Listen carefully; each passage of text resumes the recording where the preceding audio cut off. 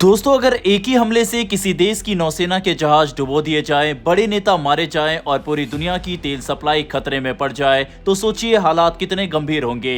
भारत को भी आर्थिक तौर पर इस युद्ध से भारी नुकसान पहुंच रहा है। तेल सप्लाई ठप हो गई और शेयर मार्केट बुरी तरह से क्रैश हुआ है। कितना नुकसान मात्र एक दिन में इस युद्ध से हुआ है और ताजा हालात क्या है, इन सब के ऊपर इस वीडियो में हम डिटेल में बात करेंगे। तो चलिए शुरू करते हैं इस वीडियो को। दरअसल अमेरिका के राष्ट्रपति की तरफ से कहा गया है कि अमेरिकी सेना ने ईरान की नौसेना के 9 जहाज डुबो दिए हैं और उसके नेवी मुख्यालय को भी भारी नुकसान पहुंचाया है। डोनाल्ड ट्रंप ने अपने social media platform true social पर कहा कि ये जहाज बड़े और अहम थे और बाकी को भी निशाना बनाया जा रहा है। उन्होंने इसे बड़ी सैन्य सफलता बताया। ट्रंप के मुताबिक अमेरिका और इजरायल के संयुक्त हमलों में ईरान के कम से कम 48 बड़े नेता भी मारे गए हैं। इनमें सबसे चौंकाने वाली खबर ईरान के सर्वोच्च नेता अयातुल्लाह अली खमेनी की मौत की पुष्टि को ट्रंप ने बताया है, जिसने पूरे क्षेत्र में हलचल मचा दी है। ट्रंप ने फॉक्स न्यूज और सीएनबीसी को दिए इंटरव्यू में कहा कि यह अभियान तय समय से आगे चल रहा है और हालात अमेरिका के पक्ष में है। हालांकि इस युद्ध में अमेरिका को भी नुकसान हुआ है। अमेरिकी सेंट्रल कमांड यानी CENTCOM ने बताया कि 3 अमेरिकी सैनिक मारे गए, 5 गंभीर रूप से घायल हुए और कई अन्य घायल हैं। साथ ही खाड़ी क्षेत्र में एक ईरानी युद्धपोत को बंदरगाह पर ही डुबोने का दावा भी किया गया है। उधर समुद्र में भी हालात बेहद तनावपूर्ण है। दुनिया की सबसे अहम तेल आपूर्ति लाइन माने जाने वाले स्ट्रेट ऑफ हॉर्मुज में कई जहाजों पर हमले हुए। ब्रिटेन की समुद्री सुरक्षा एजेंसी UKMTO के अनुसार एक जहाज को ओमान के पास गल्फ ऑफ ओमान में अज्ञात मिसाइल से निशाना बनाया गया। एक और तेल टैंकर को यूनाइटेड अरब अमीरात के बंदरगाह मीना सकर के पास हमला झेलना पड़ा, जिसकी जानकारी निजी सुरक्षा कंपनी वैनगार्ड टेक ने दी। इसके अलावा यूएई के शहर शारजाह के पास भी एक जहाज के नजदीक विस्फोट हुआ। हालांकि सभी चालक दल सुरक्षित बताए गए। ईरानी मीडिया ने दावा किया है एक तेल टैंकर डूबने की कगार पर पहुंच गया था। वहीं खबरें ये भी है कि ईरान ने यूएई की राजधानी आबू धाबी में विदेशी दूतावासों वाले इलाके को भी निशाना बनाने की कोशिश की।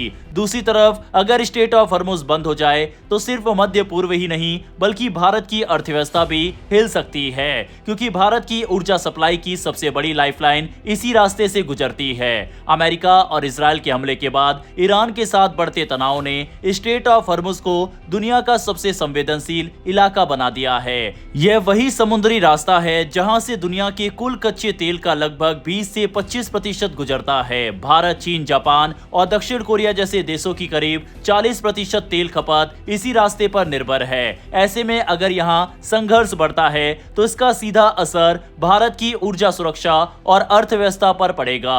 भारत की सबसे बड़ी चिंता यह है कि वह अपनी जरूरत का लगभग 90% कच्चा तेल आयात करता है, यानी तेल की कीमतों में थोड़ी भी बढ़ोतरी सीधे देश की जेब पर असर डालती है। एक्सपर्ट्स के मुताबिक अगर कच्चे तेल की कीमत में हर $10 प्रति बैरल की बढ़ोतरी होती है तो भारत का सालाना आयात बिल करीब 13 से 14 बिलियन डॉलर तक बढ़ सकता है। इससे महंगाई बढ़ेगी, रुपया पर दबाव और आएगा और आर्थिक विकास की रफ्तार धीमी पड़ सकती है। स्थिति को और गंभीर बना रहा है समुद्री बीमा का महंगा होना। खाड़ी क्षेत्र में खतरे बढ़ने के कारण जहाजों के बीमा की लागत रातों रात लगभग 50% तक बढ़ गई है। इसका असर सिर्फ तेल पर नहीं बल्कि भारत के निर्यात पर भी पड़ेगा।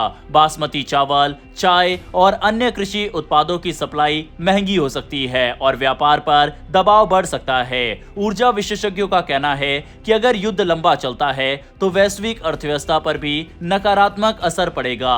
भारत के लिए ये दोहरी चुनौती होगी, एक तरफ महंगा तेल और दूसरी तरफ कमजोर वैश्विक मांग। ऐसे हालात में भारत सस्ते तेल के लिए अपने अंतर्राष्ट्रीय संबंधों का इस्तेमाल कर सकता है, लेकिन ये आसान नहीं होगा क्योंकि ज्यादातर तेल उत्पादक देश इसी संघर्ष क्षेत्र में हैं। वहीं संकट ने भारत की किसी एक देश पर निर्भर न रहने की नीति को फिर से महत्वपूर्ण बना दिया है। एक्सपर्ट्स का मानना है कि अब भारत को तेजी से स्वच्छ ऊर्जा, बिजली आधारित परिवहन और एथेनॉल मिश्रण जैसे विकल्पों को और बढ़ाना होगा ताकि आयातिक तेल पर निर्भरता कम हो सके। ये सिर्फ पर्यावरण के लिए नहीं बल्कि राष्ट्रीय सुरक्षा के लिए भी जरूरी बनता जा रहा है। भारत ने पिछले कुछ वर्षों में तेल आयात के स्रोतों को विविध बनाने की कोशिश की चुकी है। अब वह खाड़ी देशों के अलावा अमेरिका, रूस, पश्चिम अफ्रीका और लैटिन अमेरिका से भी तेल खरीदता है। फिर भी हॉर्मुज का महत्व कम नहीं हुआ है, क्योंकि खाड़ी से आने वाला तेल अभी भी भारत की जरूरत का बड़ा हिस्सा पूरा करता है। अगर ये संकट और बढ़ता है और स्ट्रेट ऑफ हॉर्मुज में जहाजों की आवाजाही रुकती है तो दुनिया भर में तेल की कीमतों में भारी उछाल आ सकता है। इसका असर पेट्रोल, डीजल से लेकर रोजमर्रा की चीजों की कीमतों तक दिखाई देगा।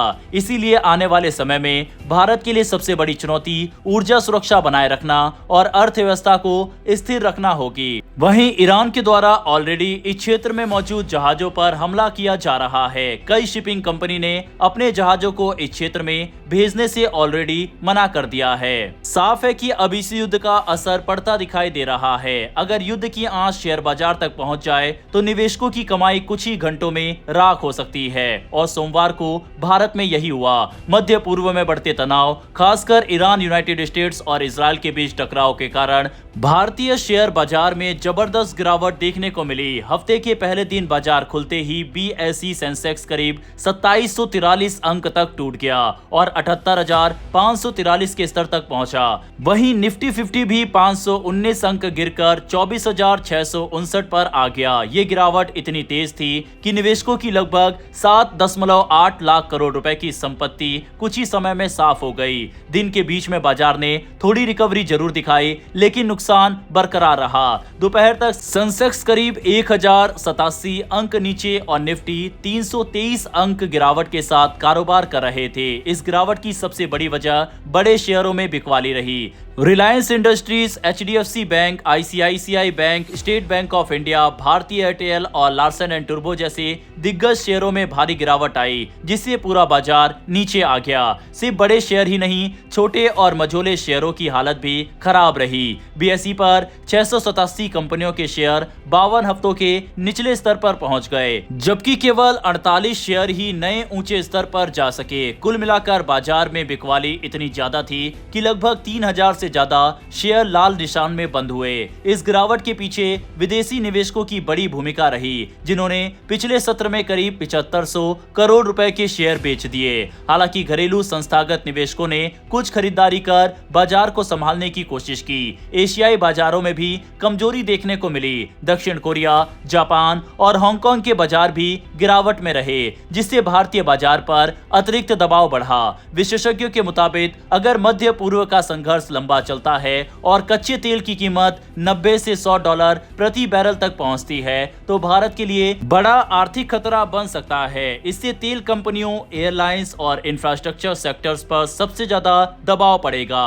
वहीं तेल उत्पादन करने वाली कंपनियां, आईटी सेक्टर और फार्मा कंपनियां अपेक्षाकृत सुरक्षित मानी जा रही है, क्योंकि उन्हें महंगे तेल और कमजोर रुपया से फायदा मिल सकता है। कुल मिलाकर ये गिरावट एक चेतावनी है कि वैश्विक तनाव का असर सीधे भारत के बाजार और आम निवेशकों की जेब पर पड़ सकता है। अब देखना होगा कि हालात सुधरते हैं या बाजार में और उतार चढ़ाव देखने को मिलता है। फिलहाल दोस्तों, इस वीडियो में इतना ही। इससे रिलेटेड कोई भी अपडेटेड वीडियो सामने आती है तो हम वीडियो लेकर हाजिर हो जाएंगे। अगर आपको ये इन्फॉर्मेशन और वीडियो पसंद आई हो तो मेरी एक छोटी सी रिक्वेस्ट है कि नीचे दिए गए सब्सक्राइब बटन को प्रेस कर बेल आइकन को दबा लें, जिससे हमारी डेली ऐसी वीडियो आप तक सबसे पहले पहुंच सके।